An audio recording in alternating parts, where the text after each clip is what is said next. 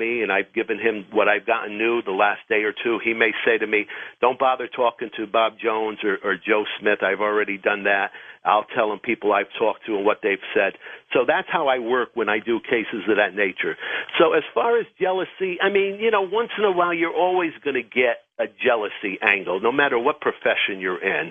I've been very fortunate and blessed that I've had some good success on many cases and gotten notoriety. And you do get a little bit of that. But by and large, I have a great relationship with any of the police departments because they know I'm not out to hurt them.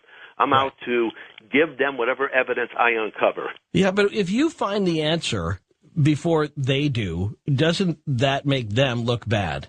Well, that goes on sometimes, okay? I did a Nancy Grace show one night, and it was there was a murder in this little small department in this community.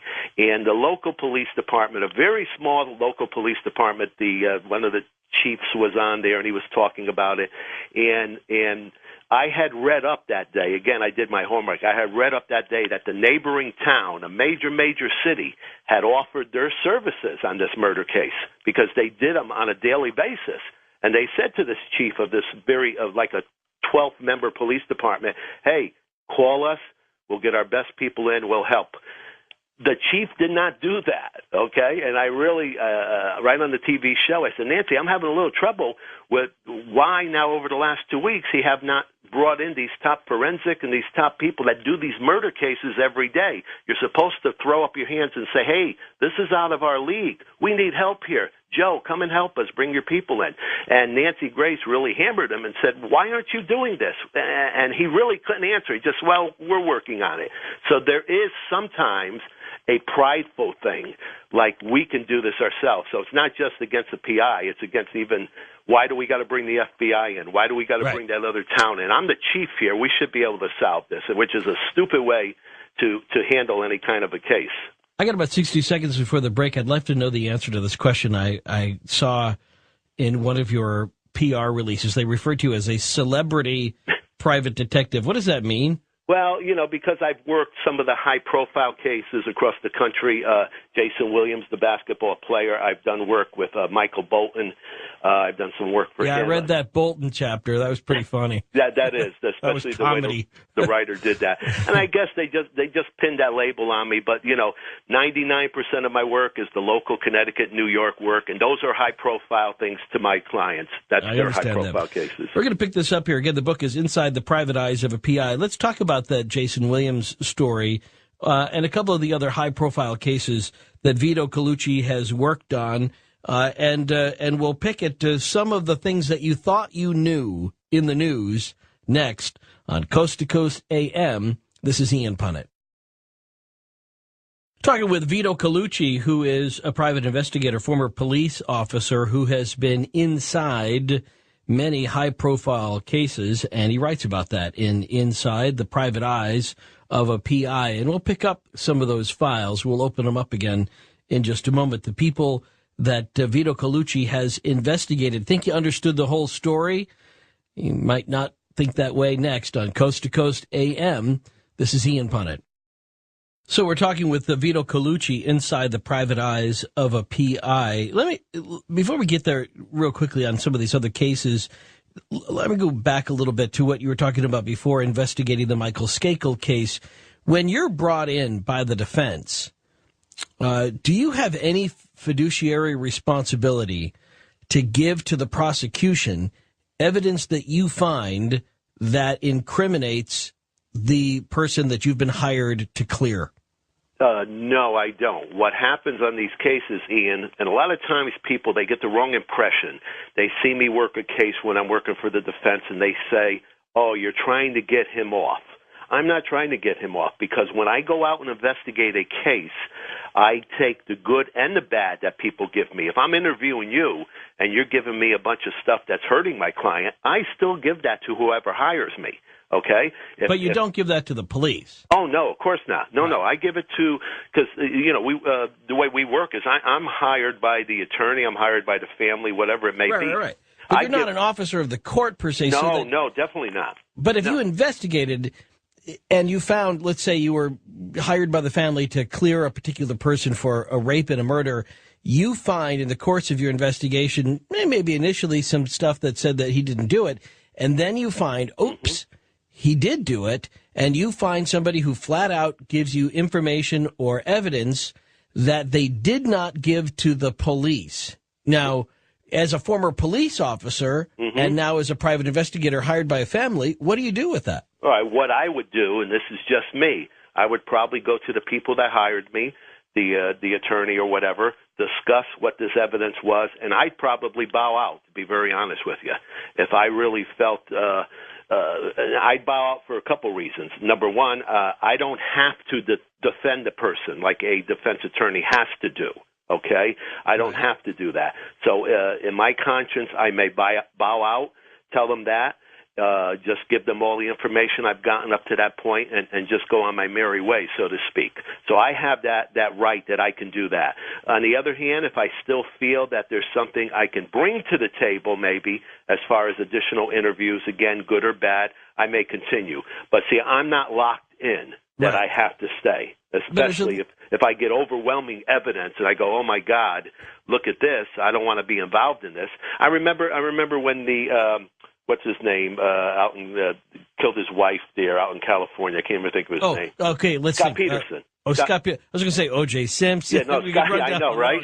The people in California that killed remember when Scott Peterson case first broke. One of my daughters, I have 4 daughters, they're all grown up. One of them said to me, and she was acting a little funny, and I said, what's the matter? And she says, you're not going to get involved in that case, are you? I said, no way. I said, first of all, nobody's asked me, and no way. I'm not going to get involved in that. Because I go, why? She goes, well, I just believe he's guilty. And I said, well, so do I said. So, there are cases. See, a defense attorney gets hired. Yeah, but I'm going to pick at this a little bit, Vito, because I think, when you say you're going to bow out of a case, tell me the difference between bowing out and copping out. And I don't mean that to be harsh on you, but I just mean if you know that somebody did something, say, and I'm a private citizen, aren't I bound by law to turn over incriminating evidence to the authorities? If I come across something, can't I be charged for withholding evidence or for obstructing an investigation if I don't turn over evidence to the police or to prosecutors? Why is it different for you? Well, it's not. I wouldn't say copping out. I don't think that's the right terminology. What it means is, if I'm out there pounding the pavement as a doing the old shoe leather type of investigation out there, and I obtain evidence that really looks like Ian committed this crime. Okay, right. And I probably did. So I'm copping to it right now. You broke me. Right. And I mean, I have to go to my client, and he goes, "What did you come up with, Vito?"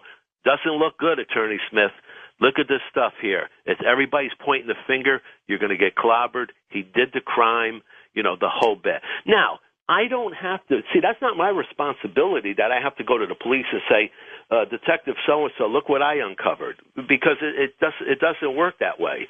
It really doesn't work that way. So it has nothing what's the difference between you and a private citizen? I mean, if I came across that information and I found, oh, here's the shoebox with the evidence in it, I don't think I'm going to tell anybody about it, or maybe I'll just give it to the defense attorneys and let them bury it for me. Well, the whole thing is if I'm not doing anything illegal. See, that's not doing anything illegal. If I try to do what this Pelicano did out in California, who was a disgrace to the whole industry, if I did stuff what he's doing, that's a different story. And the man went to jail already, probably deserves to go again. But no, if I get something that I know for sure points the finger at my guy, I don't do a Pelicano and try to get rid of it or try to turn it around. I give it to my people as a Christian man, and if I want to bow out, and I don't think it's copping out, if I want to bow out and say, hey, save the rest of the money, I don't want to continue my part of the investigation. I understand that, and I know I'm being hard on you. No, that's okay. No, that's quite all right. Let me throw this at you again.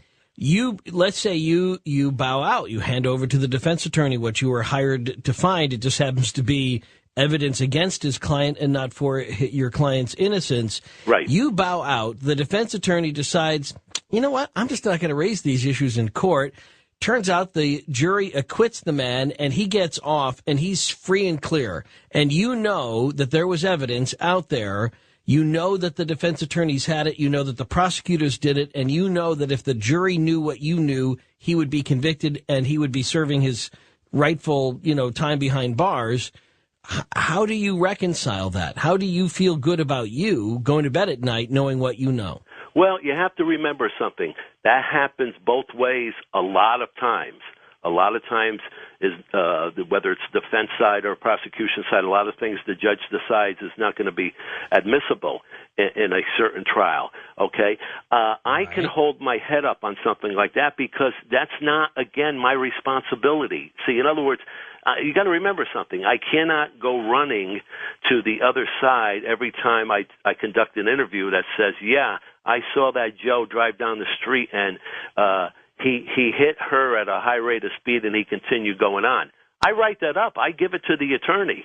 See, I'm obligated by the confidentiality to just give that stuff to whoever hires me. Right. I'm bound by that. So, I get that, but I just mean you as a person. I just mean, I hear you, and I think you're perfectly, rightful in doing this. But I hear you deferring to the system and saying, well, this is our system and I can exist within the system. I would just tell you that would drive me mad. If I knew that somebody was, especially if I knew an innocent person was going behind bars, right. And this is a case that is, kind of theoretical for us. It was a real life case we discovered about a month ago where there were people that had evidence that a man was innocently being held behind bars for 17 years. Right. And they couldn't say anything until their client finally died, and then they could bring forth the evidence that they had all along. 17 years a guy sat behind bars because the system said these attorneys didn't have to bring forward that information that cleared an innocent man. Mm. And I think by that point, I would be in a straitjacket. I would be in a rubber room before that ever got there. You are right. And see, we're bound to certain rules and regulations. When you get involved in this type of business and you work murder cases and rape cases and things like that, you see, you have to follow the letter of the law because you also have a situation here, too, where if I went against that, and said, okay, I'm going to go right to the police with this other stuff because I can't live with myself, you would be taking away from what you are as a private detective. In other words, you would never get hired again, first of all. And I'm not saying that you go and lie. What I'm saying is you're supposed to work on a team. If you want to get off that team, like people change attorneys. Right. I've seen cases where every time I'm talking to the client, they got a different attorney. So there's many times that happens. PIs change cases, whatever. Sure. That's how you do it. But, if you started doing it well, hey, Mr. Prosecutor, look what I've come up with. I really think my guy's guilty and I'm getting off the case. You might as well go back and, do some other kind of work for a living, You know what? And I think that's my problem is I think if I came across evidence that said somebody were guilty and I didn't bring it forward and an innocent person went to jail, I think I might get another job. And I might just go ahead and throw myself on the grenade on that and just say, look, I know I'm giving up my career, but I can't in good conscience prosper from this secret while somebody else it has to pay the time for my prosperity. Right. I mean, that's just a trade-off. What happens with a lot deal with the devil. I mean, that's pretty dark for me. Well, what I've seen happen with a lot of the good defense attorneys, then once they know that happens, they sit their client down and they go, hey, let me just get you the best deal I can, but we're not going to win, and you're going to get clobbered if we go to trial. Right. So, a lot of times it works out that way, so maybe somebody will get 5 to 7 years instead of 15 to 20. Is it right? I don't know. But see, even with our system in this country, it's still the best in the world, believe me, compared to other places. Is it perfect? No, definitely not. Well, and I know I'm picking at an imperfection. But that's quite all right. That's an interesting point. That's very interesting. And 17 years, a guy who sat behind bars, who's been saying he's innocent the whole time, who gets out because now finally somebody who, quote unquote, had an obligation to not tell the truth, finally told the truth. Right. And I just think that's not what the system, I believe, was set up for. No, so that innocent people can go behind. And while somebody else, he had 17 years of filing IRS returns and had successful years as an attorney, and I think that's a deal with the devil. Yeah, and that's absolutely. I just can't. But anyway, but let's talk about some of these other cases, like the Jason Williams case. Set the table for this on Jason Williams. Okay, Jason Williams, former All-Star basketball player with the New Jersey Nets, goes and watches the Harlem Globetrotters one night at a neighboring college. A couple of his friends he used to play with in the NBA were now playing for a short time with the Globetrotters. So he goes with what I can call a bunch of hanger-ons, okay? And what I mean by that, what Jason Williams, what I learned about Jason is once he met you, you were a friend, okay? And that's bad and good, okay? Once he met you, you were brought into this his association. You were brought into this mansion of mansions that he lived in. He was a very gregarious guy who shared his prosperity. Right. And because of that, there was a lot of people that clung to that. Here's a man that just signed. He had just signed at that point an $85 million contract, plus all the millions of contracts he had before that. And you know, as it works with a rock star or whatever, you have sometimes the wrong type of people that are around you. So they go to this basketball game. They have a chauffeur hired that night. They go back over to Jason's estate. And as he's showing everybody the estate and his vintage cars in the garage, I mean, this all took place in a matter of minutes, okay? I mean, they were only in the house for a few minutes. He picks up a shotgun that he had in the display case. He gets it. It's open. He swings it closed. The gun goes off. The chauffeur lays dead. Okay, that part is all documented. When I mean we, as part of the defense team, we won in court, showing he was acquitted of the bigger charges, showing that it was an accident. That part. What he was found guilty on was the after things of tampering with evidence. Well, talk about what he did. What did he do after? So he shoots the chauffeur. Okay, and then now you got a panic situation because you have the Globetrotters came back to Jason's house, to several of them, as well as Jason's friends. So you got a lot of people in this one big, gigantic master bedroom where he's giving them a tour of the house. So, you know, what happens, like I said, the gun goes off. Gus Christofi lies dead on the floor. And then, like I said, the bad part happens. And this is, you know, and Jason was found guilty of that. I'm not going to say here. And Jason was found guilty as well as the other people. They were not tried, but they all admitted their roles. Because what happened here, you had a bunch of people that saw their world, their life with Jason crumbling. Sure. This is it. They were going to exit Jason's stage. Okay? No more. No more being around Jason. This is the end of the high life is gone.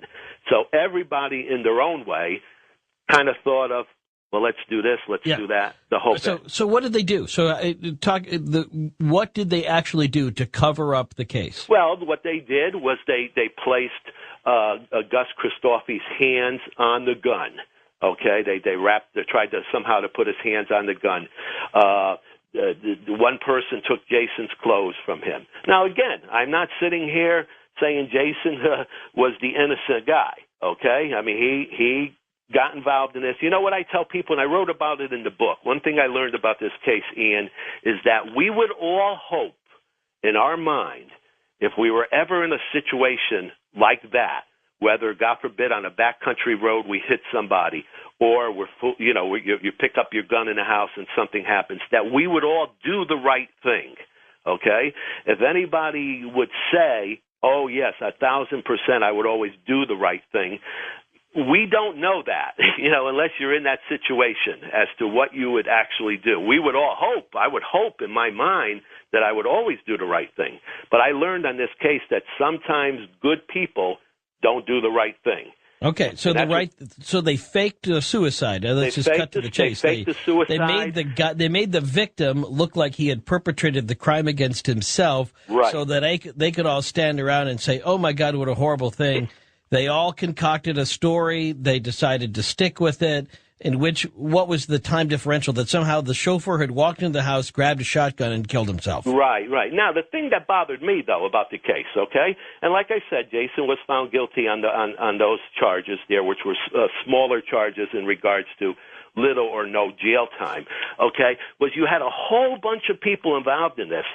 The New Jersey State Police gave them all immunity. Everybody except Jason, okay? Everybody that hid clothes, everybody that did this, everybody that in other words, everybody just point your finger at Jason.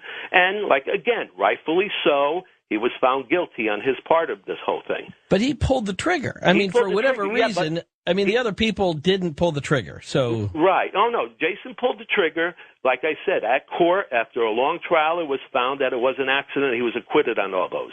They all paid the price. Jason paid the price, like I said, on the tampering and the physical evidence and things of that nature. And there's still one more charge outstanding that they're still waiting to go to court on, one that was a hung jury on. It was when they voted, it was a percentage to acquit him, but they still have to go back and finish that one last charge. So it was a wild, crazy scene when that happened. Everybody, including Jason, was just doing their thing, so to speak, and was it the right logic? Of course not. But, the main thing is hopefully I brought to the table enough evidence on my part to show some people that lied, some guy that wanted a bribe from Jason of money to change his story. So that's what I want to get to. What did you then? Now you're the defense attorneys are still making this claim that our client was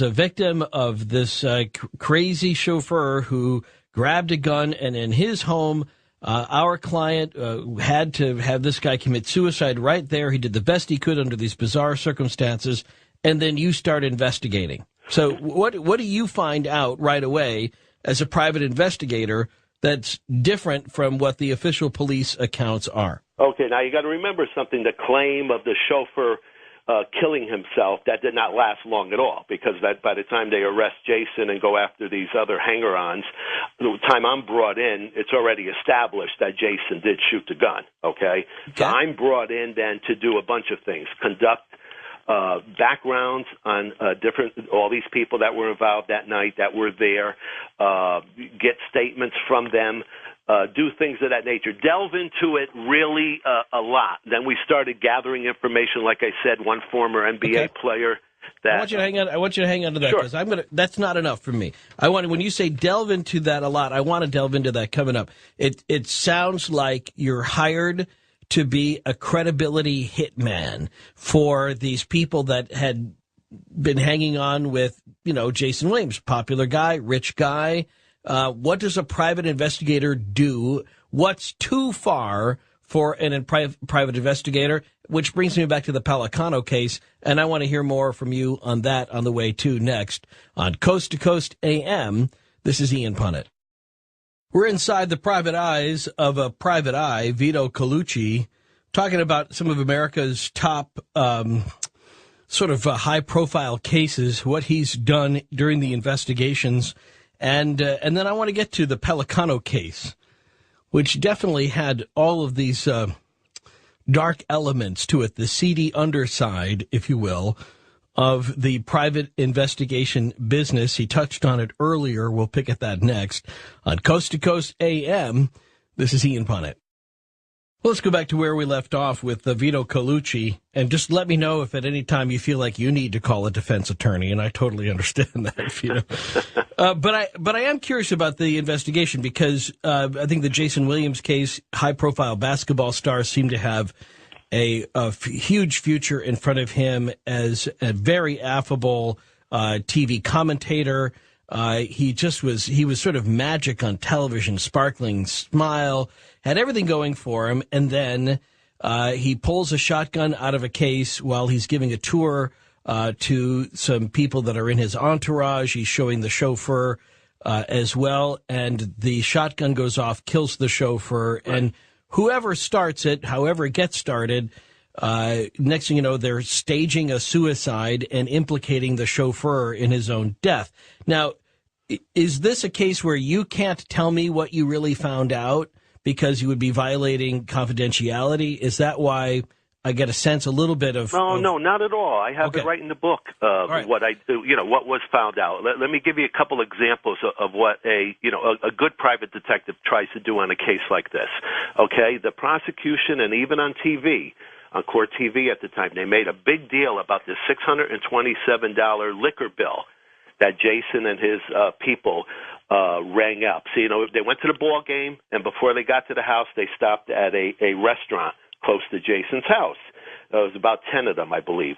And they ate dinner, and they rang up a $600-something liquor bill. Now, prosecution made a big point about that. Oh, my God, he was drunk. Everybody was drunk. Look at the size of that liquor bill, okay?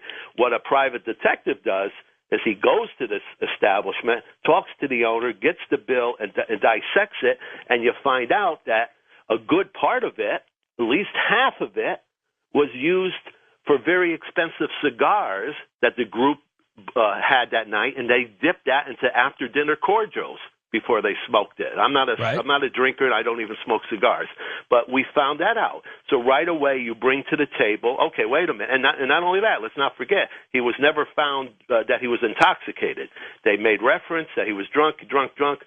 Nothing showed that he was intoxicated, none of the prosecution stuff. They tried to use this. So what a defense people do, a private detective, is they go and they delve into this. And bingo, right away you see, hey, half of this is for cigars and after-dinner cordials. That blows that out of the water. Second thing is that everybody was given deals.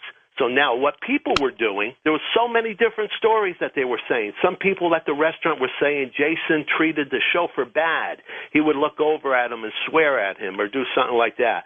But meanwhile, when you talk to the people there that really knew Jason, you would find out that if Jason kind of looked at the chauffeur, it was Jason's way. They knew that he'd look over at you and say, if they were all laughing, then he looked over at you and said, hey, Ian, what are you laughing about? Who told you could laugh? And then he'd say, I'm just kidding. And then everybody would laugh.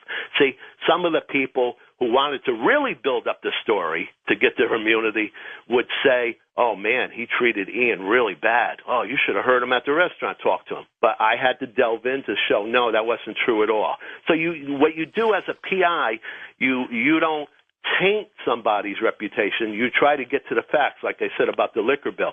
And we found, like I said, one of the NBA players, there was our evidence that discredited him totally because he wanted financial help to change his story. Okay? So we brought that to the table. So that threw him out of the water. So that's what you do. You don't do things illegally like Pelicano did. You try to delve into your case, and as a PI, you give it to the people that hire you.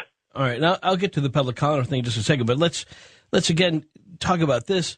Sure. In that when it seems like then your job as a private investigator is how would you best describe your role at that point? It seems like that your job is to find out all the things that can be said negative about the person who is testifying against your client.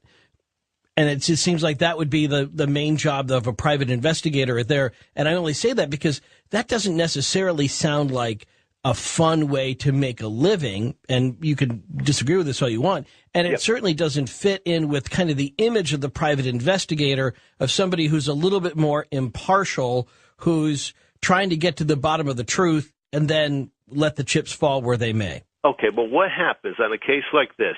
You sit at the table with the defense team and you see, let's say, 8 statements that people gave the police, okay? And you realize right away that the 8 statements, by and large, are all different kinds of scenarios going on here. And then what you do, and you're also talking to Jason, you're also talking to whoever, and you're saying, all right, what happened that night? Well, that's not true. What he's saying here is true, but this doesn't really happen. So what you try to do is you're trying to delve into it. Like I said, and again, just to get back to the liquor thing, you delve into that to show, hey, that's not true what they're saying. Okay, that's not true. See, and that's what you're doing with this. You're trying to see who's bringing truth to the table and who is not. You had some of these people that really went out on a limb to say whatever they wanted to say to make it really look good and juicy, to make sure that they're happy with me and nothing's going to happen with me. I'm not going to be charged with anything. Whereas some of the other ones told it like it was. Okay, yeah, Jason picked up the gun, man. He flipped it closed. The gun went off, blah, blah, blah. And they told the truth. So that's what you have to delve into. You have all those things in front of you, and you have to say, this is not true. and this is a lie. This is real, and that's what we tried to do in this case. All right. So what does this guy Pelicano, and take the story from the beginning, because he's a pretty famous guy, what does he do that goes against what private investigators are supposed to do? Well, he does everything illegal. I mean, let's look first of all why he was just in jail. He had hand grenades and all kinds of stuff in his office. He threatens people. He does things illegally, illegal wiretaps. He does, that's a totally different thing. Again, when we had our convention, first World PI Convention in Vegas a couple years ago, 99 point something of the people I know in this business run their business the right way. Okay? This is a man that does not. This is a man that says, give me $50,000. I'll do whatever you want me to do. I'll make this go away. I'll threaten this one. Like what? I mean, run through some of the things what you could do, and then at what point does it cross the line for a private investigator? Well, first of all, first thing I tell my people, I have a staff of 6 people, all coming from very good backgrounds, be it police or FBI or whatever, or criminal justice people, things of that nature. First thing I tell them is you don't go on any private property. You don't do anything illegal. Once they stopped about 2 years ago, cell phone records, okay? They used to be able legally at that time on divorce cases to obtain cell phone records, let's say on a cheating husband. You find out it was the girlfriend the whole bit. It was totally legal. What happened, though, was some agencies went online and allowed the general public to be able to do that, okay, also. So what happened is that the government stepped in and says, okay, instead of stepping in to say only certain people, police, private detectives licensed by the state can do this, they stopped everybody from doing it, okay? So what I mean is, so once that happened, I told my whole staff, no more cell phone information. That's it. It ended today. So you do everything now. As somebody else that's still a PI that wants to do their things illegally will still continue doing something of that nature. But, he threatened. He went after people. He did whatever. He harassed people. He did one thing that was just in the paper today. He did a vicious harassment campaign that drove a person right out of the state of California. I mean, all these kind of things that you just cannot do in the business. And, he worked in the Hollywood area. People paid him $100,000 here, $50,000. I said on one of the shows, Ian, that if I did 1/3 of what people have asked me to do as a PI, I'd be the multi-millionaire. Like you what? Just got to say no. Like what? Okay, I'll give you an example. A lady calls me one day. Her husband works in New York City. He's a prominent person. She says to me, Vito, I got the key. The husband was away on vacation. I have the key to my husband's file cabinet. Would you come with me to his office and we can go through the files and we can find out whatever he's doing? Definitely not. No way. Now, if somebody else that's ruthless would say, fine, give me a lot of money and I'll go with you. We'll go and do that. Okay, that's one example. Another is that illegal? Of course it is. But it's her. That's the man's private thing. I'll give you another one. Sometimes. So even his wife can't do it. Well, no, she's not supposed to do it either. They do it, but I don't want to hear about it. Somebody will call me and say, Vito, I want you to put a GPS system on my husband's car. Okay? My first question to them is, whose name is the car under? Well, it's my husband's name. Sorry, we can't do it. Okay?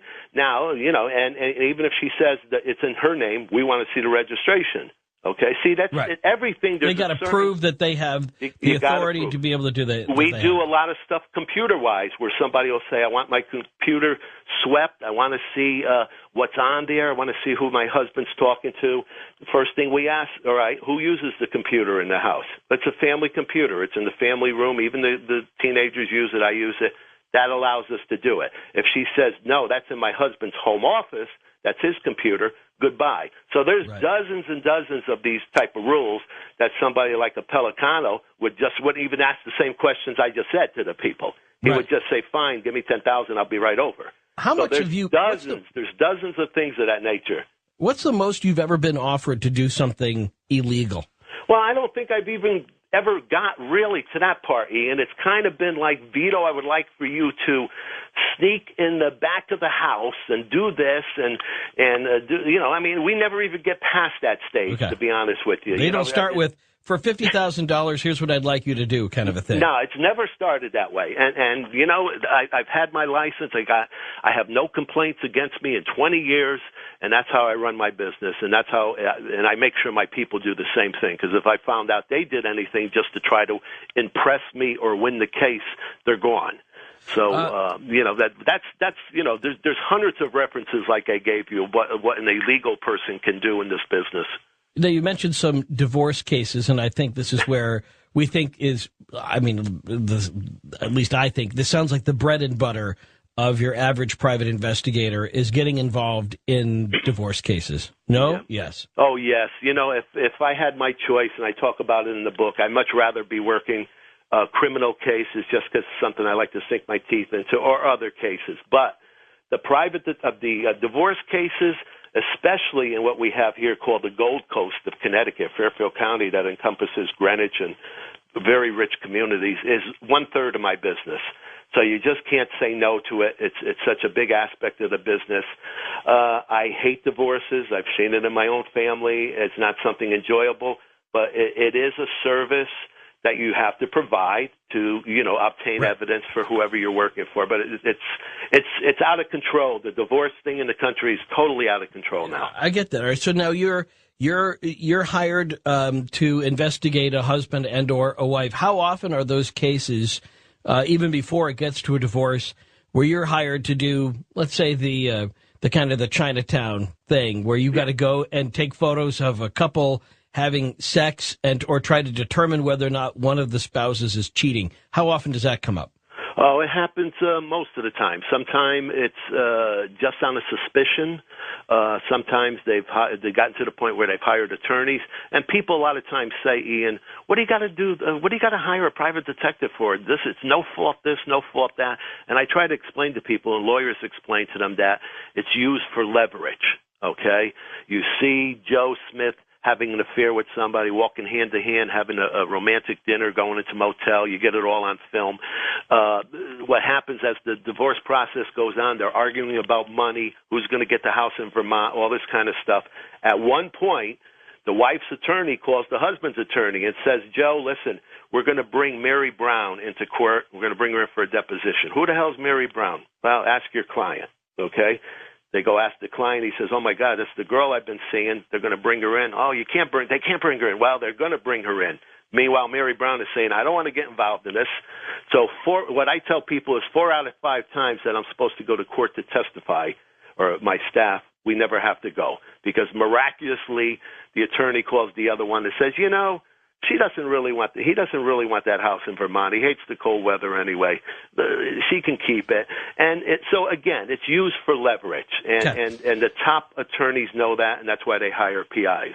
All right. So how often do you actually find yourself in a case where either you or your associates will be sitting in a car or sitting on a roof with a big, long lens, taking photographs of a couple caught, what do they call that, delicti in flagrante or whatever that's called. Right. The business has changed so much over the years, Ian. Back 15, 20 years ago, you used to do just that. You'd be in a minivan with darkened windows with this gigantic camcorder on your shoulder, waiting for somebody to come out of someplace, okay? We don't have to do that anymore. With the technology, with the pinhole cameras that are on your fanny pack or on your baseball cap, we can go right into a restaurant, stand at a bar, and face the individuals holding hands and kissing and have them right on film. So It's a totally different way from hiding in the back seat of a car with darkened windows. You don't have to do that anymore. What can you do electronically, either as a private investigator or just as a citizen, using software, Trojan horse programs, or anything else that you can use to track what an individual is doing online? Right. Well, interesting question. You have to know the laws of your state. Okay, same thing with taping somebody's phone call. Connecticut is a 2-party state. Maybe you step over the line into New York, that may be a 1-party state. But those laws change all the time. And that means you have to have both parties' permission to tape as opposed to one party. That's right. And you still have to, and one of my guys, he always follows up on that because that law can change at any time. One thing you think you're doing legally, and 6 months later it's illegal. Again, like I mentioned to you before, on the personal computers, you have to know what you're doing. You just can't go on an individual's computer and rig it and get everything on it if that's that person's computer. See? Again, the Pelicanos of the world would just say, hey, man, no problem, man. We'll do whatever you want. Give me the money, and I don't care whose car it is. I don't care whose computer it is. You got it. So you have to know your laws, and you have to know what you can or can't do. I'll give you a perfect example. We had a call a couple days ago. A lady called, and she wanted what's called a debugging, a sweep of her house, because she said her boyfriend is monitoring her. Okay, now, we do them all the time. The trouble is, once we talked to her a little bit more in depth, we found out that this was the boyfriend's house. It was totally under his name, and this was just a recent girlfriend that had a suspicion.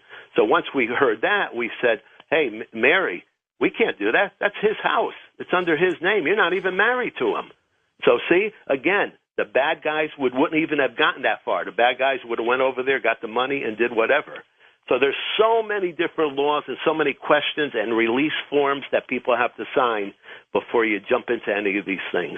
All right, I totally get that, I'm glad that you're crossing your T's and you're dotting your I's on that. I want to take a quick look at one other aspect of your life as a private investigator in these celebrity cases in just a moment. But we're also going to give the phone numbers out here so people can join in the conversation. I think the chapter I enjoyed a lot spoke to a lot of my questions on wanting to be a private investigator, and we'll talk about that coming up next hour. Plus, if you have a case, if there's something that's going on with you, and you want to run it by Vito Colucci as to just how he would go about investigating it, what he might be able to offer you from his perspective, or any of the other cases that you think will have crossed his desk, we'll get to coming up when we start taking your phone calls next hour. We'll give the phone numbers coming up in just a minute.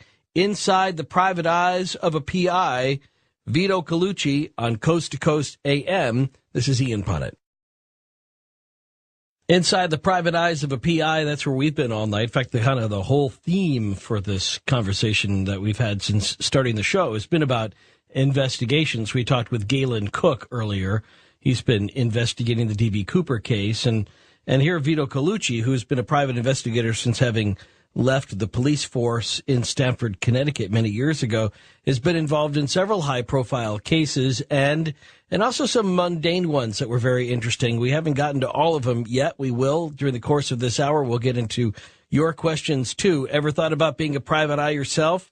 Could use the advice of a good private investigator? Here's your chance on Coast to Coast AM. This is Ian Punnett. Vito Colucci, one of America's top private detectives, taking your calls. Get to there in just a second. Vito, you'd say that the most interesting case you ever had was what?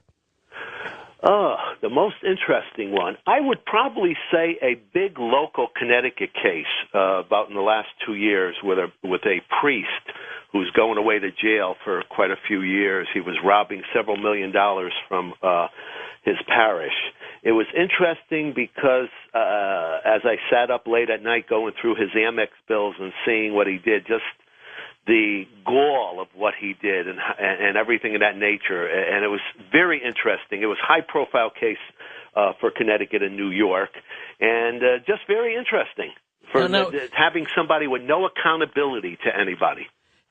Why did it require, if his American Express bills, for example, are an indication of how much money this guy was going through, what was the role of you as a private investigator? What could you do that the police couldn't do in investigating fraud like that? Well, we had a young priest from the same parish and the bookkeeper from the parish that were not getting the answers and the results by going to the diocese, and they felt they had no other course of action to take than to come to me.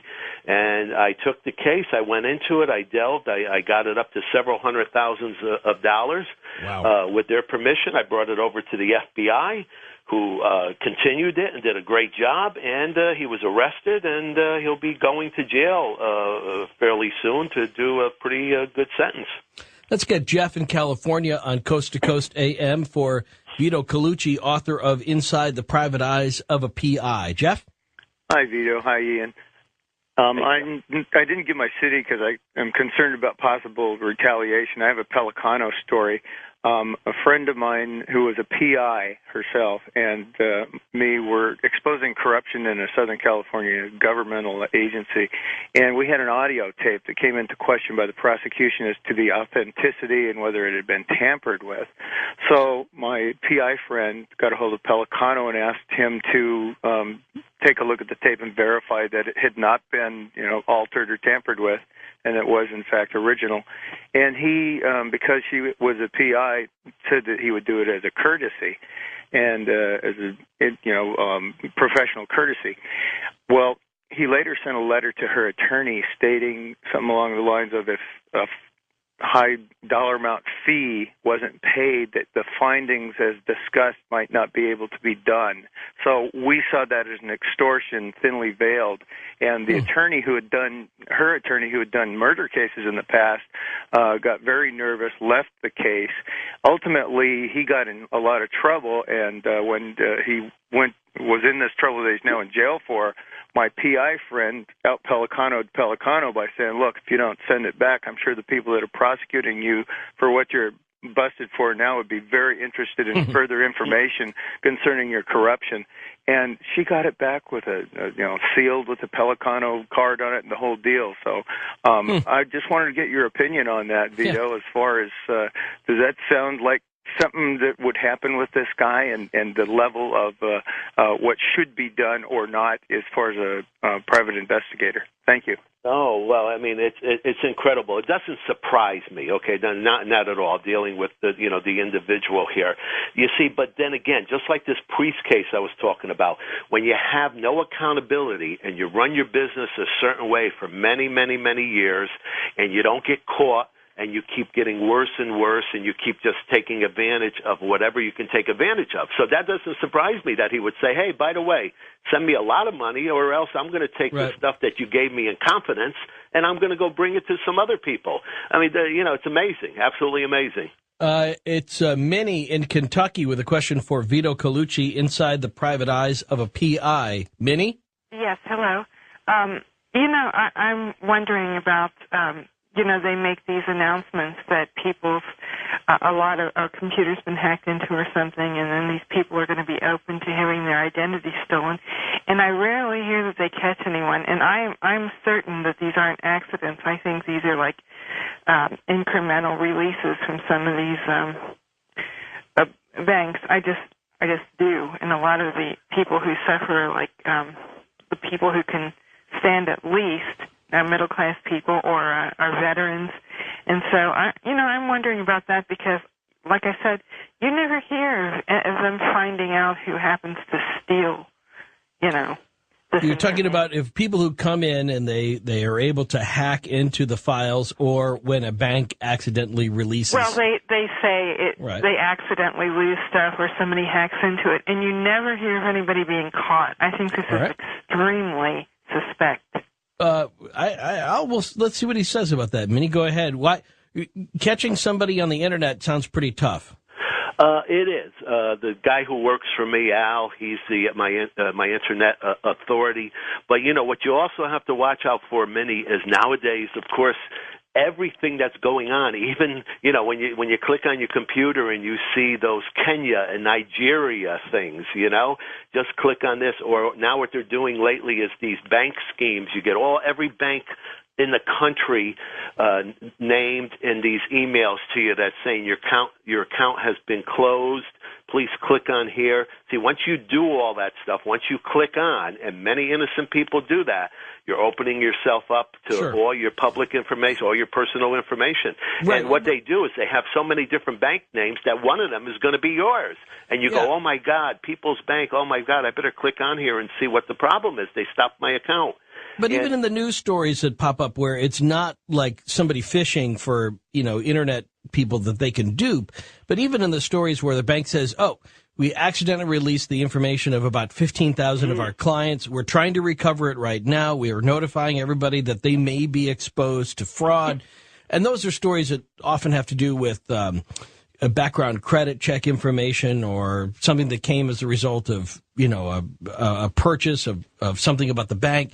it's really hard to find out eventually who gets that information because the internet being fairly anonymous, that would take a team, wouldn't it? I mean, like a huge team to track that down? Oh, without a doubt. And not only that, it's sold to people, and then that person could sell it to somebody else. So you have a long list of people that are paying money, a lot of money for this information. Could that be not accidental, though? Could if people are paying for that information, back to Minnie's point, is it possible that it's not an accidental release of information, but the bank is selling this information out the back door? Well, yeah, definitely. It could be that. All you need is a couple individuals in that bank that are corrupt, that know that, my God, you know what this information is worth here? Okay. It's worth millions of dollars.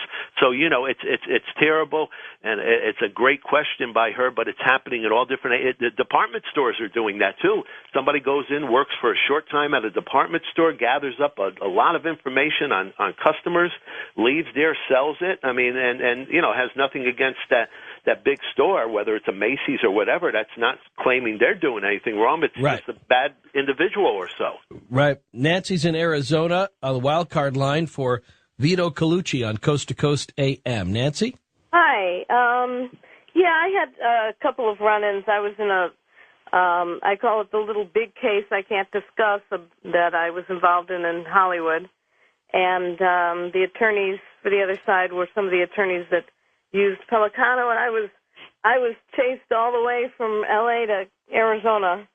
I had cars following me down the street, and everywhere I went in a restaurant, I had my picture taken with friends. I was harassed. I had my phones tapped. What had you done, or what did they want from you? I was a plaintiff in a lawsuit. Against a celebrity? Against some biggies. And I can't really get into that. That's okay. We're just trying to understand. So you had filed a lawsuit, and they chased you out into the desert, whatever, tried to get you out of California. There anyway, but my career was pretty much destroyed. My attorney received the only attorney who was helping me, who wasn't intimidated by this, received the same an email with the same threat on it as the L.A. reporter who started the Pelicano busting him for this whole thing. And the other thing that was interesting is that I have an acquaintance who is a private investigator for insurance companies in Chicago who knew Pelicano way back when and said, boy, he was lazy. He didn't know anything about my case. And he said, boy, he was lazy. I just asked him about him. You know, did you ever know him? He said, yeah. I knew him in Chicago. He was lazy. And I said, what do you mean he was lazy? He said, he was lazy. He used wiretaps on everybody. Right. And that was a way he was able to get information without having to do any of the legwork. Right. Right. Well, Vito, where are you with this? This is very interesting. Well, you know, what they tried to do to Nancy is they tried to wear her down. Okay, they wanted her to get to the point where she throws up her hands and her family says to her, or she says to her family, wow, I'm not even going to get involved in this. I'm not even going to testify. I'm going to just try to get as far as what. And it's a tactic. It's a terrible tactic. We don't do it, and most good PIs don't do that. But, you know, they pop up every place she goes, a supermarket, driving down the road, and they make themselves known that we're going to be here forever unless you do not testify. And that's what they did. And a lot of times they wear down people that way, Ian. Yep. I actually had that approach given to me by a police chief once. There had been I had my car. I guess we'd say I got shaken down by a police officer on the side of the road who suspected that I was either dealing or taking drugs because I had long hair and I was driving late at night. It's actually coming back from a radio station, and I don't do drugs, never have done drugs. And they kept a bunch of police officers came up and they called for backup, and they kept asking for permission to search my car, and I kept saying, "Go ahead. I mean, look in the.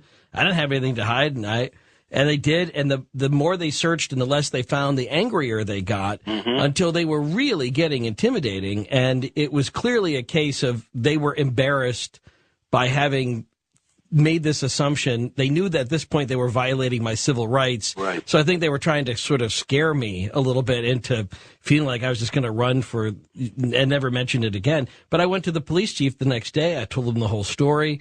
And that police chief of that particular town took down the information, got back to me, said, yes, the officers confirmed most of what you said, and you could pursue a grievance against them. Mm-hmm. Well, that's good and honorable that he did that. And like I tell people all the time. Wait. Oh, go ahead. I'm sorry. And then he followed it up with, but if you do, you'll never be able to drive through this town again. Wow. If you do, just want to let you know, police officers are human. They will circle the wagons, and I just want you to be prepared for the fact that you'll drive through, and you better never have a taillight out. You better never park your car slightly over the sidewalk line. You better not ever, make a turn signal too soon to the intersection. I mean, he laid it out, and I took my cue from him, and I said, okay, no grievance. Yeah, well, there again, I mean, you were bullied, to be very honest with you. I mean, because he basically said they're going to profile you. Right. They're going to profile you, okay? I mean, 2 other cars may go by with a light out, but here comes Ian. Oh yeah, that's the guy that did this and that. Let's keep his license plate on the dashboard and look for him. Let's get Vince. He's in North Dakota, first-time caller line for Vito Colucci on Coast to Coast AM. Vince.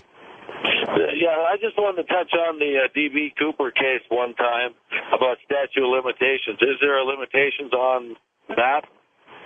Well, I mean, on the skyjacking? Yeah. You know what? That's a good question. I think, was he ever, I don't know if he was ever, I can't ask Vito this, but I don't think he was ever convicted in absentia because they didn't have the name of anybody. So I would imagine, I don't know. I don't think there'd be a statute of limitation on that, Ian. I could be wrong, but exactly for the reasons you just said. Yeah. I don't know. Interesting. All right, let's go to Jim, Bedford, New York, on Coast to Coast AM for Vito Colucci. Jim? Good morning, Vito. Vito, you and I met a few years back on the Skakel case. I was part of the team of individuals who were hired by the family members for personal security and driving purposes. Which family members? Skakel family members? Well, it was Ann, the aunt, and the sister's brother, Stephen, and so on. I'm retired from the SP major crime. You and I, matter of fact, we had a couple of discussions in the back steps of that court in Norwalk. Sure. But I just like to concur with what you said, your assessment of that case, because I was dumbfounded right up to the verdict. I thought he was going to be acquitted. Now, I had many conversations myself with Michael, and I can't look into any man's heart, but I will tell you this much. Michael believed he didn't do that, and I, in no way, sitting from the voir dire, the jury selection up to the closing arguments, thought that they made their case. And I think you would probably agree with me to this extent that everybody thinks that celebrities get away with crimes by virtue of their celebrity. In the case of the Skakel case, had he been Michael Jones, there's no question in my mind he would have been acquitted. The notoriety and the celebrity attendant to that buried that guy. Yeah, I definitely agree with you on that one. I think they had to put this to rest, and he was the guy that happened to be sitting in that chair. So, he went down. But I do remember you, Jim. Thank you for calling. Yeah, well, and for that, for the judge to allow that admissibility, to admit that testimony from that a former resident of that school who was drug addicted, who gave testimony from the grave, that's beyond the pale. Absolutely beyond the pale. Yeah. That's right. And I appreciate that thought, but I mean, I'm sure that got tested in a appellate court, and I'm sure that they did everything they could to try to determine whether or not they could overturn the verdict. So in a way, I mean, again, the system does what the system does on that. I'm sort of in two minds in the Skakel case. I read your chapter on that, and I so see where you are with that. But at the same time, I can't help but come back to the fact that I don't think he was convicted because he was a Kennedy. I don't think his celebrity status got him, jurors that were coming after him per se. I don't know. You were closer to it, and you're kind of convinced that this was the case, that if he had been just the average person, he would have been acquitted from that? I believe so. I definitely do on this case, without a doubt. And what Jim said, if it was Joe Schmo, it probably would have gone a different way. This is not like the Hollywood ones that they always seem to get acquitted, the Beretta guy and the whole bit. This was a Connecticut case, and it just didn't work right. I mean, don't forget, with the guy that died of the drug overdose, we were not allowed, obviously, to cross-examine him at a trial. The defense attorney was not allowed to, because he wasn't there. He died of a heroin overdose. So, I mean, you have many things like that going on, whereas people like Jim and other people say, I can't believe this. He was found guilty. Inside the Private Eyes of a PI investigated some of America's best-known cases, and he's got some other reflections, too, we'll get to coming up. Your questions and comments for private investigator Vito Colucci. If you need help on something, how would you get a PI's perspective to help you? That'll be an interesting turn, I'm sure, coming up. Some people out there feel like they could use a private investigator. They just can't afford one. And then there's another case in the book I want to get to before we run out of time. Next hour, we'll give you the numbers so you can join the conversation, too. On Coast to Coast AM, this is Ian Punnett. Well, here we go. Vito Colucci in our last half hour. He's a private investigator, written the book Inside the Private Eyes of a PI. If you want a copy of this book, easy to link up to him through our coasttocoastam.com website. When you do, you'll be able to find out how you can order one of these books online. They're not available in bookstores. It's just out, but you can find it at Amazon or any of the other online book retailers, I'm sure. Inside the Private Eyes of a PI, Vito Colucci. I want to ask him about his gun. How often does he pull his gun as a private investigator? PIs on TV, like every day, they're whipping out their pistol for one reason or another. And also, I want to ask him, since he went back and he mentioned the case of Michael Skakel and how one of the people who had testified against him later died of a drug overdose, I want to touch on his chapter on dealing with mental illness next. On Coast to Coast AM, this is Ian Punnett. Let's get to a couple of callers who've been hanging on the longest. Warner is in Minnesota on Coast to Coast AM for Vito Colucci. Go ahead, Warner. Yes, sir, Ian. It's a pleasure to talk to you. I've tried to get a hold of you in Minnesota, but I've never been successful. I'm sorry. But Vito, and it's a pleasure to talk to you. I'm involved in a PI case, to wit, and especially I've got one under investigation in a Midwestern state by that state's Attorney General's office. And the reason is he's a criminal. He's a wannabe extortionist, but he just utilized coercion against his client for the sake of cash in his pocket. Now, I turned in a 25-page report to the Attorney General's office and to the DA's office in the city in which that PI operates. The DA's office says, well, we wait for the Attorney General's report. Well, the Attorney General's rules about PIs, and they're bonded by the Attorney General's office. I'd like also you to tell me how much you are bonded for in the state in which you're licensed. But what are my chances of these people working on my behalf when the PI is bonded by the state? And we know that DAs just don't jump on citizen-reported crime unless there's something in it for them sometimes or frequently in America. All right, well, let's hear. Warner, I think you brought up really good questions. I don't want to lose any of them. Go ahead, Vito. Yeah, I mean, basically what you do is each state has a different licensing policy, okay? We're licensed here in Connecticut by the state police. Anybody can make complaints to them. I think what you have to do, Warner, to be quite honest with you, is to continue to make a lot of noise on this. You can't let it sit. Now, you're saying the DA, but is that the licensing agency there? So you have to go to whoever the licensing agency and make a formal complaint that way. What they would then do is then contact this PI, look into it. You need to present the evidence on your part and do things of that nature, because otherwise, you just can't let it go. You have to just keep following up, especially if you feel you're right on this. Well, I know I'm right, and the investigative agency is the Attorney General's office of the state. They're the licensing agency for the PA, but their rules for investigation do not even mention criminal law. In other words, I'm wondering if, let's say this PI is guilty of an extortion of his client. Right. And he's investigated by the Attorney General's office. Their rules don't say that they even have to report that. It's just like what you and Ian were discussing here. We got a crime going on here, but the people that are bonding this PI are not obligated by their own rules to prosecute it. Yeah. Would it be easier, and thank you, Warner, for this. I hope this is helpful. Would it help Vito if he hired a PI to investigate the PI? Well, not necessarily just to investigate him, but to pay the guy a little money for his time in that state to find out what he should do. Okay, what should I do? I'm having a problem here. I'm getting stonewalled over here. Rather than to hire him on an hourly basis, somebody good that's reputable, that's got a great reputation, that's honest, and you do it that way, and you see if that person can help you, because nobody wants a bad PI, in their state. Believe me, it ruins it for everybody.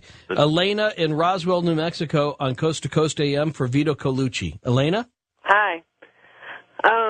Mr. Colucci, how would one legally be able to, shall we say, stand against an authority figure in a county, both local and federal, and the only things they holler are Patriot Act, and then everybody else folds?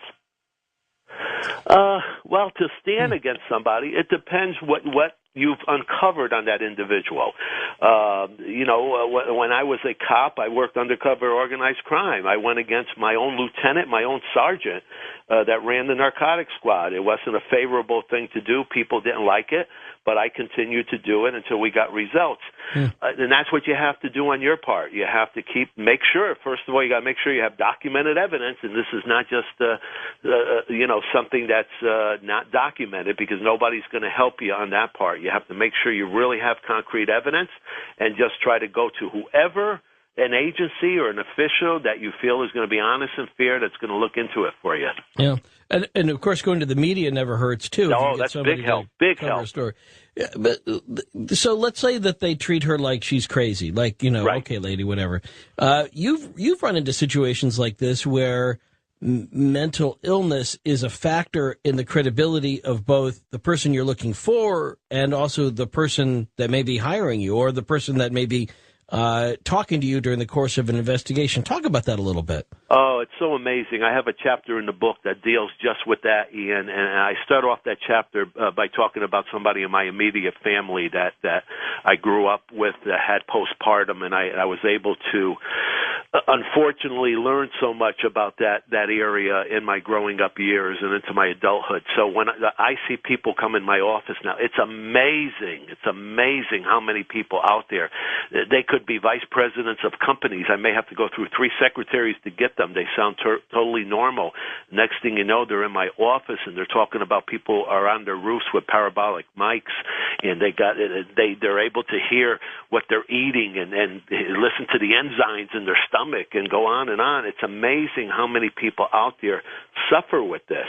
And I devoted a whole chapter in my book about it, and how I try to just, help them. I don't take their money. I try to, even on some cases, contact their loved ones to tell them that, hey, your mom was just in here. She wanted to hire me. She wanted to pay me unlimited amount of money. Obviously, I didn't take the case, but I'm worried about her going and opening up the phone book and continuing to call other PIs until she gets the one that's going to drain her bank account. Right. So it's amazing, Ian. It's just so many people out there that you wouldn't know if you passed them on the street. And they need help. I mean, they need help. I say that they don't need a PI. They need help. They don't need a PI, but they think they need a private investigator. They think they need a wingman to help cover them as they're trying to uncover these things. I'm not passing any judgment on Elena's comments. I'm sure she's totally legit. No. But I mean, there are these folks out there, and you talk about them who you're a dream for them. You come with credibility. You come with experience, and they're looking for somebody like you to validate what they're going through. And in the end, of course, you can't. Right. But they don't know that you can't. Right. See, what happens is they know they can't go to the police. They're afraid of the police, okay? And a lot of times my question to them is, hey, are you married? You go, oh, yeah, my husband and my kid. Oh, but they don't believe me. They don't listen to me. So next best thing for them is, wait a minute, this guy's an ex-cop. He's a private detective, so he's big. He can make all these people go away. You see, and that's what they want. They want these people to go away. And I have found a lot of times after I talk to somebody like that, and they don't call back. Once I say to them, well, I'm really busy, I can't take your case right now, and the whole, but I try to let them off that way, because it's incredible. Once I got into this business, even with my situation with a loved one, I didn't realize just how many people out there are hurting that way. Victoria's in Chicago. Question for Vito Colucci on Coast to Coast AM. Victoria? Yes, hello. Hi, go ahead. Can you hear me? Hi.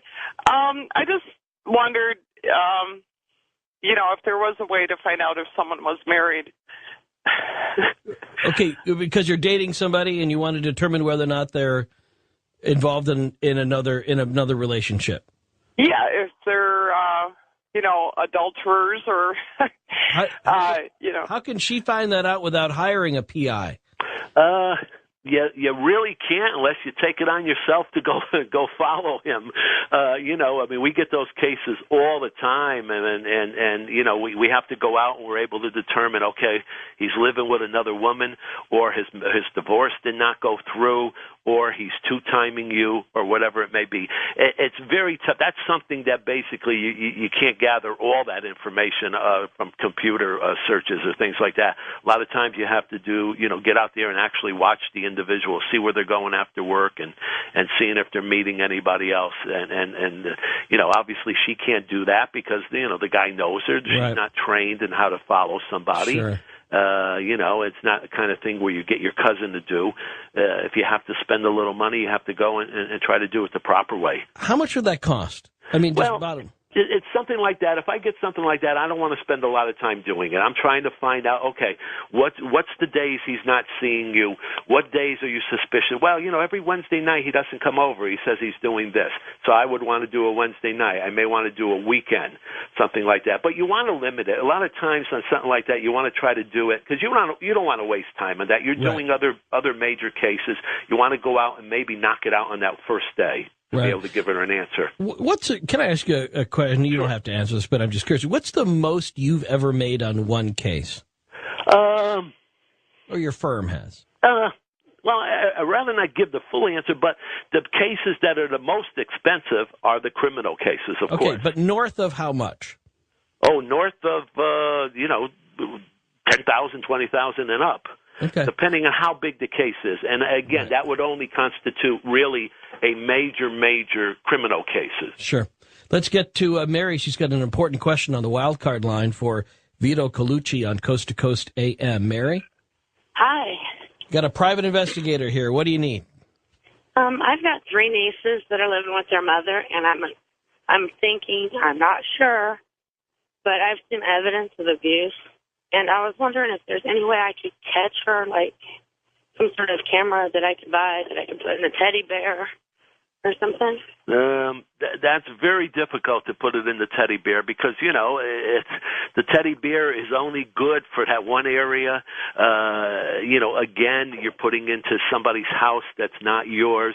What I would suggest, truthfully, is to confide, if you could, with any other family members that you trust completely that maybe know, because you'd be surprised sometimes there's other people out there, a cousin or somebody else that may be feeling the same thing, and to get together with them and try to see a course of action that you take, and then, notify an agency. Once you notify the agencies in your state that you feel there's some child abuse going on, most of the ones I know and have seen across the country are pretty good. They'll jump on it right away. So, that would be my suggestion. But, let's go back a little bit. Okay, let's say it's not a teddy bear. Is there anything she could do electronically to surveil, say, if it's a small house and she suspects that the abuse is happening in the living room or something like that, can she plant a camera, go back and recover it later as a private citizen, as opposed to your hands being tied as an investigator? She can do it. People do it all the time. It's not legal, and I don't know, depending on the laws of the state, they could hold her, liable for that, and they probably would not pursue any action because it would not be admissible in court. Obviously, sometimes you say, well, I don't care. I'm going to do it anyway because I know I know what's going on with my nieces, so the heck with it. I'm going to prove to people. And that does happen, but it's not the right way to go. I would much rather go through the agencies. All right. William is in Florida on Coast to Coast AM for Vito Colucci. William? Hey, Ian, it's a pleasure, both of you guys. Thank you. I got a question earlier tonight. You were talking about what would he do if he found out that somebody was guilty of a crime, but then he had to bow out gracefully and all this stuff. And I was just wondering, what about mailing it in anonymously? Is that only in the movies? I mean... Yeah, I think it's a great point, William. Yeah, I mean, Vito, when we were talking about if you knew that the person that had hired you was guilty, and you didn't, you handed over the evidence to the district attorney, to the attorney representing the client, and not to the DA, could you ever just send through the back door or make a back channel sort of ex parte discovery to the district attorney about what you found? Yeah, you could do that. I mean, it's an interesting point that William brought up. It's an interesting way to go. I have never done that on my part. Again, you want to be able, because you are licensed by the state and you work under the confidentiality that, you're bound to your client. You don't have a right to go out there and do other things. But it's a very interesting point. Depending on the nature and the seriousness of what you have uncovered, I can definitely see people doing that. Yeah. All right. Now, how often do you have to, do you pack a gun every day? I do carry a gun every day. The interesting, you made a comment before about pulling out the gun and everything. Yeah. Well, and let me just say this. Every PI show, the guy's got the gun out. Before the first commercial break, he's got the gun out. That's it. Well, I haven't had a car chase in years, and I don't have a blonde on each arm.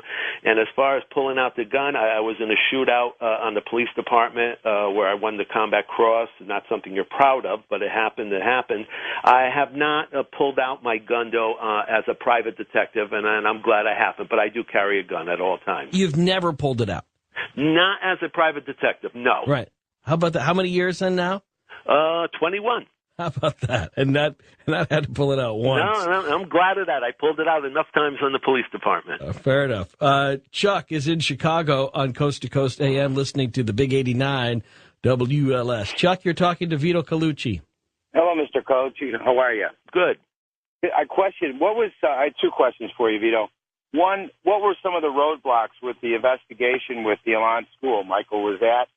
And the other is a real good one, is just how do you start out as a PI with no police background? Well, going to about the Elan school, that was the school that Michael went to. After Martha Moxley died, it was for troubled kids from across the country, just to let your viewers know. Right. Maybe they had drug problems or whatever it was. The roadblocks was trying to locate some of these people over the years, number one, especially with some of the women. They had different names, things of that nature, and to see the credibility of the people, both the defense people, which I had, my responsibility was to track them down, bring them in, interview them. So you did have roadblocks. To answer your second question quickly, the licensing laws in each state. In Connecticut, to become a private detective, you would have to have been 5 years on a police department. When I got my license, it was 5 years you had to work in plain clothes, meaning as a detective or something, or work for 5 years for a licensed agency, PI agency, and then after that you can get your own license. But you have to check. Every state is different, and you have to check with the licensing authority. They'll tell you what you could do to get your license in that state. And there's a whole chapter on, so you want to be a private investigator, huh? And that's inside the private eyes of a PI. You can link up to that book through coasttocoastam.com. You can buy it online. Vito Colucci, thank you so much for spending the time with us. And I look forward to, if you ever do roll up your sleeves on the D.B. Cooper case, let me know what you come up with. Oh, definitely. This has been my pleasure. I enjoyed this. Thank you, Ian. Good, thank you. And very good questions, too. Wish we could have gotten to everybody, but I imagine if you go sussing around, you'll find it online at coasttocoastam.com and get your questions answered there. Inside the private eyes of a PI. And Galen Cook will return in a couple of weeks when we find out more about that D.B. Cooper investigation. Make the best of this weekend. Deus te amat. And I do. You were hired to find. It just happens to be evidence against his client and not for your client's innocence. Right. You bow out. The defense attorney decides, you know what? I'm just not going to raise these issues in court. Turns out the jury acquits the man and he gets off and he's free and clear. And you know that there was evidence out there. You know that the defense attorneys had it. You know that the prosecutors did it. And you know that if the jury knew what you knew, he would be convicted and he would be serving his rightful, time behind bars.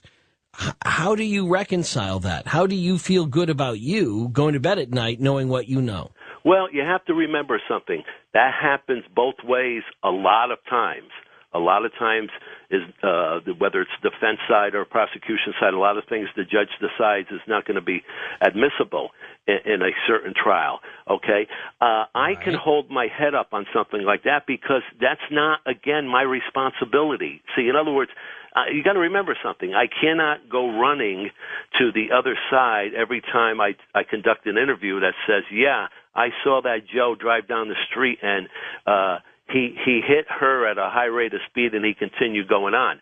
I write that up. I give it to the attorney. See, I'm obligated by the confidentiality to just give that stuff to whoever hires me. Right. I'm bound by that.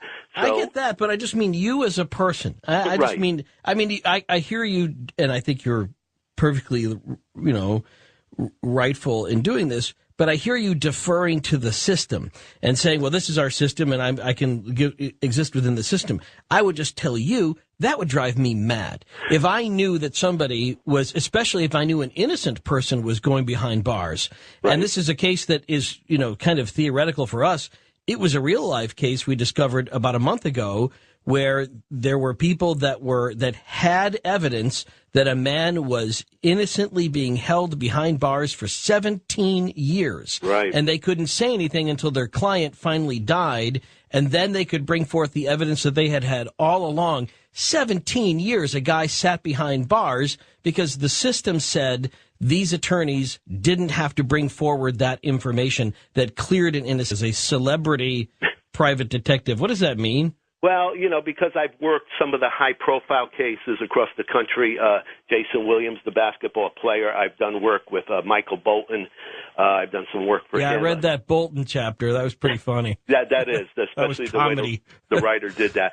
And I guess they just pinned that label on me. But 99% of my work is the local Connecticut, New York work, and those are high-profile things to my clients. That's their high-profile cases. We're going to pick this up here again. The book is Inside the Private Eyes of a PI. Let's talk about that Jason Williams story and a couple of the other high-profile cases that Vito Colucci has worked on.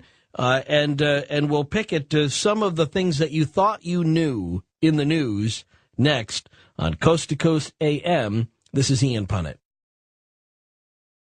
Talking with Vito Colucci, who is a private investigator, former police officer who has been inside many high-profile cases, and he writes about that in Inside the Private Eyes of a PI. And we'll pick up some of those files. We'll open them up again in just a moment. The people that Vito Colucci has investigated. Think you understood the whole story? You might not think that way. Next on Coast to Coast AM, this is Ian Punnett. So we're talking with Vito Colucci, Inside the Private Eyes of a PI. Before we get there real quickly on some of these other cases, let me go back a little bit to what you were talking about before, investigating the Michael Skakel case. When you're brought in by the defense, do you have any fiduciary responsibility to give to the prosecution evidence that you find that incriminates the person that you've been hired to clear? No, I don't. What happens on these cases, Ian, and a lot of times people, they get the wrong impression. They see me work a case when I'm working for the defense, and they say, oh, you're trying to get him off.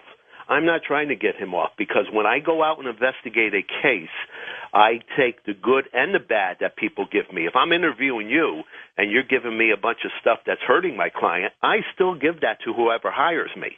Okay? But you don't give that to the police. Oh, no, of course not. No, I give it to... Case, tell me the difference between bowing out and copping out. And I don't mean that to be harsh on you, but I just mean if you know that somebody did something, say, and I'm a private citizen, right? Aren't I bound by law to turn over incriminating evidence to the authorities? If I come across something, can't I be charged for withholding evidence or for obstructing an investigation if I don't turn over evidence to the police or to prosecutors? Why is it different for you? Well, it's not. I wouldn't say copping out. I don't think that's the right terminology. What it means is, if I'm out there pounding the pavement as a doing the old shoe leather type of investigation out there, and I obtain evidence that really looks like Ian committed this crime. Okay, right. and I probably did. So I'm copping to it right now. You broke it. Right. And I mean, I have to go to my client, and he goes, "What did you come up with, Vito? Doesn't look good, Attorney Smith. Look at this stuff here. It's everybody's pointing the finger. You're going to get clobbered. He did the crime, the whole bit." Now, I don't have to see. That's not my responsibility. That I have to go to the police and say, "Detective so and so, look what I uncovered," because it doesn't work that way.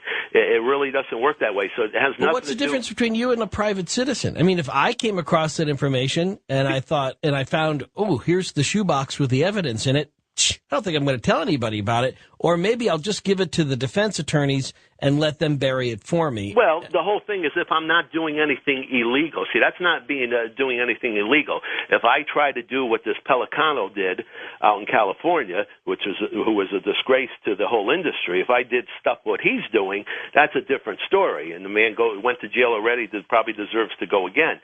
But no, if I get something that I know for sure points the finger at my guy, I don't do a Pelicano and try to get rid of it or try to turn it around. I give it to my people as a Christian man, and if I want to bow out, and I don't think it's copping out, if I want to bow out and say, "Hey, save the rest of the money. I don't want to continue my part of the investigation." I understand that, and I know I'm being hard on you. No, that's okay. No, that's quite all right. Let me throw this at you again. Let's say you bow out. You hand over to the defense attorney what you. The way we work is I'm hired by the attorney. I'm hired by the family, whatever it may be. Right.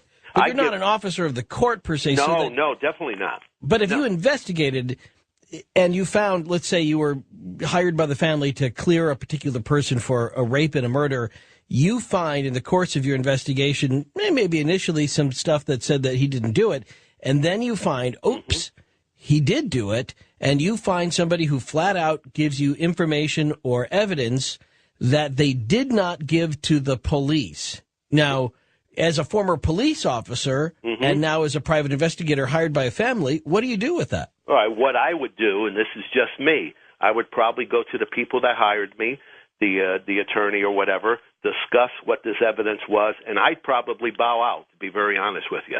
If I really felt I'd bow out for a couple reasons. Number one, I don't have to defend the person like a defense attorney has to do. Okay? I don't have to do that. So in my conscience, I may bow out, tell them that, just give them all the information I've gotten up to that point and just go on my merry way, so to speak. So I have that right that I can do that. On the other hand, if I still feel that there's something I can bring to the table maybe as far as additional interviews, again, good or bad, I may continue. But see, I'm not locked in that I have to stay, especially if I get overwhelming evidence and I go, "Oh my God, look at this! I don't want to be involved in this." I remember when the what's his name out in killed his wife there out in California. I can't even think of his name. Okay, let's Scott see. Peterson.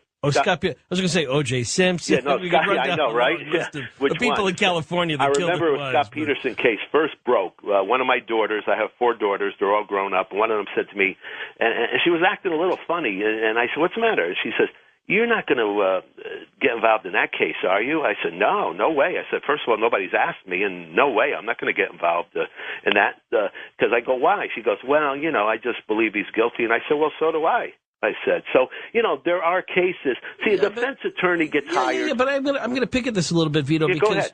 because I think, when you say you're going to bow out of a me and I've given him what I've gotten new the last day or two, he may say to me, don't bother talking to Bob Jones or Joe Smith. I've already done that. I'll tell him people I've talked to and what they've said. So that's how I work when I do cases of that nature. So as far as jealousy, I mean, once in a while you're always going to get a jealousy angle, no matter what profession you're in. I've been very fortunate and blessed that I've had some good success on many cases and gotten notoriety. And you do get a little bit of that. But by and large, I have a great relationship with any of the police departments because they know I'm not out to hurt them. I'm out to give them whatever evidence I uncover. Yeah, but if you find the answer before they do, doesn't that make them look bad? Well, that goes on sometimes, okay? I did a Nancy Grace show one night, and it was there was a murder in this little small department in this community. And the local police department, a very small local police department, one of the chiefs was on there, and he was talking about it. And I had read up that day, again, I did my homework, I had read up that day that the neighboring town, a major city, had offered their services on this murder case because they did them on a daily basis. And they said to this chief of this like a 12-member police department, hey, call us, we'll get our best people in, we'll help. The chief did not do that, okay? And I really, right on the TV show, I said, Nancy, I'm having a little trouble with why now over the last 2 weeks he have not brought in these top forensic and these top people that do these murder cases every day. You're supposed to throw up your hands and say, hey, this is out of our league. We need help here. Joe, come and help us. Bring your people in. And Nancy Grace really hammered him and said, why aren't you doing this? And he really couldn't answer. He just, well, we're working on it. So there is sometimes a prideful thing, like we can do this ourselves. So it's not just against the PI, it's against even, why do we got to bring the FBI in? Why do we got to bring that other town in? I'm the chief here. We should be able to solve this, which is a stupid way to handle any kind of a case. I got about 60 seconds before the break. I'd like to know the answer to this question. I saw in one of your PR releases, they referred to